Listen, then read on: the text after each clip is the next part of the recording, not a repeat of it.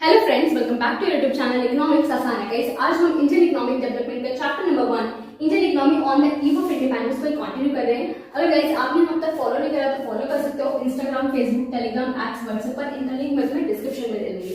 आज की क्लास में डिटेल में डिस्कस करेंगे किस तरीके से हमारा जो इंडस्ट्रियल सेक्टर था वो डिक्लाइन होता चला गया, स्टैग्नेंट होता चला गया, बिल्कुल ग्रोथ नहीं हो रही थी under the British rule, during the British rule. तो स्टार्ट करते हैं आज की class industrial sector. Industrial sector हमारा क्यों under the British rule decline हो गया, ग्रोथ नहीं हो पा रही। सबसे पहला हमारा रीजन आता है डी इंडस्ट्रियलाइजेशन या डिक्लाइन ऑफ हैंडीक्राफ्ट इंडस्ट्री। मैंने तुम्हें बताया था कि जो हमारी हैंडीक्राफ्ट इंडस्ट्री थी उसकी वर्ल्ड वाइड रेपुटेशन थी, वर्ल्ड वाइड मोनोपोली थी। क्यों? क्योंकि जो हमारे आर्टिस्ट थे वो बहुत ही फाइन तरीके का काम करते थे और अच्छी क्वालिटी का हम मटेरियल यूज करते थे। बट ब्रिटिशर्स तो चाहते नहीं थे कि इंडिया ग्रो करे, तो ब्रिटिशर्स ने हमारी जो हैंडीक्राफ्ट इंडस्ट्री थी उसको बहुत ही सिस्टमैटिक तरीके से क्या करा, डिस्ट्रॉय करा, डिक्लाइन करा। क्या मोटिव था, क्या रीजन था, उसको एक बार देख लेते हैं। तो डी इंडस्ट्रियलाइजेशन या डिक्लाइन ऑफ हैंडीक्राफ्ट इंडस्ट्री क्यों करना चाह रहे थे ब्रिटिश गवर्नमेंट? प्राइमरी मोटिव क्या था? उन्होंने टू फोल्ड पॉलिसी अपनाई थी। कि मोटिव क्या था, रीजन क्या था, क्यों डिक्लाइन करना चाह रहे थे? क्योंकि वो चाहते थे कि इंडिया क्या बने, exporter of raw material. Last class में हमने डिस्कस करा था कि हम शिफ्ट हो गए थे food to cash crop. Cash crop पे शिफ्ट क्यों हुए थे? क्योंकि जब हम प्रोड्यूस करेंगे sugar cane, indigo, cotton, jute, ये सब as a raw material use करेंगे ब्रिटेन की इंडस्ट्रीज, और ब्रिटेन की इंडस्ट्री यूज करके फिनिश गुड प्रोड्यूस करेंगे और वो इंपोर्ट कराया जाएगा इंडिया में, हाई प्राइसेस पर सेल करेंगे। तो उनका यही मोटिव था कि इंडिया को क्या बनाना है, एक्सपोर्टर बनाना है रॉ मटेरियल का। इंडस्ट्री तो डिक्लाइन करनी पड़ेगी क्योंकि इंडिया अगर खुद प्रोड्यूस करेगा चीजों को तो वो इंपोर्ट क्यों कराएगा, है ना? तो डिक्लाइन तो करना पड़ेगा।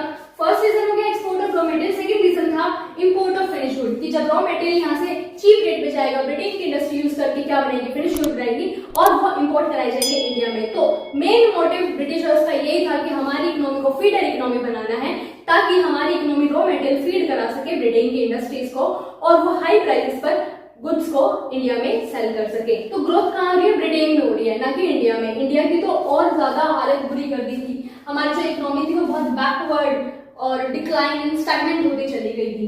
रीजन क्या था? क्यों हमारी जो हैंडीक्राफ्ट इंडस्ट्री थी जिसकी वर्ल्ड वाइड रेपुटेशन थी एंड मोनोपोली थी वो डिक्लाइन क्यों हो गई? क्योंकि ब्रिटिश गवर्नमेंट ने अपनाई थी डिस्क्रिमिनेटरी टैरिफ पॉलिसी। टैरिफ एक काइंड ऑफ टैक्स होता है, जब एक्सपोर्ट एंड इंपोर्ट करते हैं तब लगता है। डिस्क्रिमिनेशन वर्ड से समझ में आ रहा है कि डिस्क्रिमिनेशन होगा जब टैरिफ लगाया जाएगा। क्या डिस्क्रिमिनेशन करा उन्होंने? कि जब एक्सपोर्ट होगा रॉ मटेरियल का और इंपोर्ट होगा फिनिश गुड का, फाइनल गुड्स का, तो कोई भी टैरिफ नहीं लगेगा, दैट इज फ्री। क्यों? क्योंकि यहाँ पे फायदा ब्रिटिश गवर्नमेंट का हो रहा है, चीप रेट पे रॉ मटेरियल मिल रहा है और हाई प्राइसेस से इंपोर्ट कराए जा रहे हैं फिनिश गुड। फायदा जब तक ब्रिटिश गवर्नमेंट का होगा तब तक तो कोई टैरिफ नहीं लगेगा। बट जहां फायदा आया इंडिया का कि जब एक्सपोर्ट होंगे इंडिया के हैंडीक्राफ्ट प्रोडक्ट्स तो उस पर इंपोज कर दिया हैवी ड्यूटी। अब किसी चीज पर हैवी ड्यूटी इंपोज कर दी जाएगी तो मार्केट में हाई प्राइसेस पे मिलेगी। अब मार्केट में हाई प्राइसेस पर जब मिल रही है तो उसकी डिमांड क्या होगी? कम होगी ऑब्वियसली। तो यहाँ पर क्या हुआ कि जो हमारी हैंडीक्राफ्ट प्रोडक्ट की डिमांड थी वो डिक्लाइन हो गई थी डोमेस्टिक मार्केट में भी और एक्सपोर्ट मार्केट में। एक्सपोर्ट मार्केट में तो इसलिए डिक्लाइन होगी क्योंकि जब एक्सपोर्ट कराया जा रहा था तो उस पर हैवी ड्यूटी इंपोज करेगी जिसकी वजह से कॉस्ट बढ़ गई, और कॉस्ट बढ़ गई तो ऑब्वियसली डिमांड कम होगी। और डोमेस्टिक मार्केट में क्यों डिक्लाइन होगी? क्योंकि हैंडीक्राफ्ट प्रोडक्ट जो है, देखो कोई चीज हम हाथ से बना रहे हैं, मेहनत कर रहे हैं तो ज्यादा प्राइसेस में मिलती है in comparison to machine made good, है ना? एक ग्रीटिंग कार्ड की भी बात करूं, जो मैंने हाथ से बनाया वो ज्यादा रुपए में बिकेगा इन कंपैरिजन टू एक मशीन से बना हुआ कार्ड, है ना? ये तो तुमने देखा ही होगा अपने डेली लाइफ में भी। तो यहाँ पर क्या हुआ, डोमेस्टिक मार्केट में जब ब्रिटेन की इंडस्ट्री के फिनिश गुड बिकने लग गए तो वो चीप रेट पे मिल रहे थे और जो हैंडीक्राफ्ट प्रोडक्ट्स है वो हाई प्राइसेस पे मिल रहे थे। तो लोग क्या खरीदेंगे? मशीन मेड गुड्स खरीदेंगे। तो डोमेस्टिक मार्केट में भी क्या हो गया था, डिमांड जो थी वो हैंडीक्राफ्ट प्रोडक्ट की डिक्रीज हो गई थी।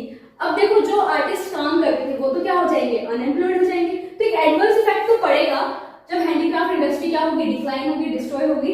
तो एडवर्स इफेक्ट क्या पड़ा, हाई लेवल ऑफ अनएम्प्लॉयमेंट हो गई थी। जितने भी आर्टिस्ट थे वो सारे क्या हो गए, अनएम्प्लॉयड हो गए। तो जीने के लिए लिविंग तो अर्न करनी पड़ेगी, तो वो सब शिफ्ट हो गए कहाँ, विलेजेस में, और एग्रीकल्चर करना स्टार्ट कर दिया। तो ओवर क्राउडिंग हो गई थी एग्रीकल्चर में, और क्या एडवर्स इफेक्ट हुआ कि हम इंपोर्ट कराने लगे थे फिनिश गुड को। जहां हम खुद प्रोड्यूस करते थे, सेल्फ डिपेंडेंट थे, सेल्फ रिलायंट थे, अब हम डिपेंडेंट हो गए हैं कंप्लीटली किसके ऊपर, ब्रिटिश गवर्नमेंट के ऊपर। तो हम इंपोर्ट कराने लगे थे। तो ये था हैंडीक्राफ्ट इंडस्ट्री को किस तरीके से डिक्लाइन करा गया, क्या रीजन था और क्या उसका एडवर्स इफेक्ट हुआ, इंपॉर्टेंट क्वेश्चन है। सेकेंड आता है lack of capital good industry.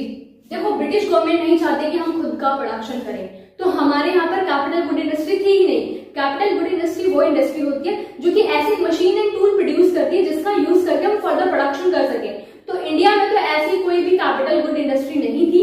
Even हमें कोई भी छोटी मोटी मशीन का लेना भी होता था तो हमें ब्रिटेन से इंपोर्ट करानी पड़ती थी, और हैवी मशीनरी के लिए तो अलाउ ही नहीं था, क्योंकि अगर हम कैपिटल गुड्स इंपोर्ट करा लेंगे तो ऑब्वियसली हम खुद का प्रोडक्शन करना स्टार्ट कर देंगे, हम तो ग्रो हो जाएंगे, और ऐसा ब्रिटिश गवर्नमेंट नहीं चाहती थी। थर्ड आता है लो कंट्रीब्यूशन टू जीडीपी। पता ही चल रहा है प्रोडक्शन तो हो ही नहीं रहा ना, जो इंडस्ट्री थी वो भी डिक्लाइन हो गई, तो जो ग्रोस डोमेस्टिक प्रोडक्ट था उसमें बहुत ही कम कंट्रीब्यूशन था इंडस्ट्रियल सेक्टर का। Limited role of public sector, जो पब्लिक सेक्टर था गवर्नमेंट था उनका भी लिमिटेड रोल था, ज्यादा रोल नहीं था। सिर्फ railway, power generation, communication, ports and some other departmental undertaking में ही क्या थी, गवर्नमेंट थी, लिमिटेड रोल था पब्लिक सेक्टर का भी। तो बहुत ही अच्छे से आज हमने डिस्कस करा कि किस तरीके से जो हमारी डी इंडस्ट्रियलाइजेशन करा गया है, डिक्लाइन करा गया हैंडीक्राफ्ट इंडस्ट्री का, उसके पीछे क्या टू फोल्ड पॉलिसी थी ब्रिटिश गवर्नमेंट की, और क्या रीजन था और क्या उसका एडवर्स इफेक्ट पड़ा। और हमारे यहाँ पर lack of capital good industry थी, जीडीपी में बहुत लो कंट्रीब्यूशन हो रहा था इंडस्ट्री सेक्टर का, और जो पब्लिक सेक्टर था उसका रोल भी क्या था, लिमिटेड था। सो गाइस आज के लिए इतना ही, मिलते हैं नेक्स्ट क्लास में। Thank you.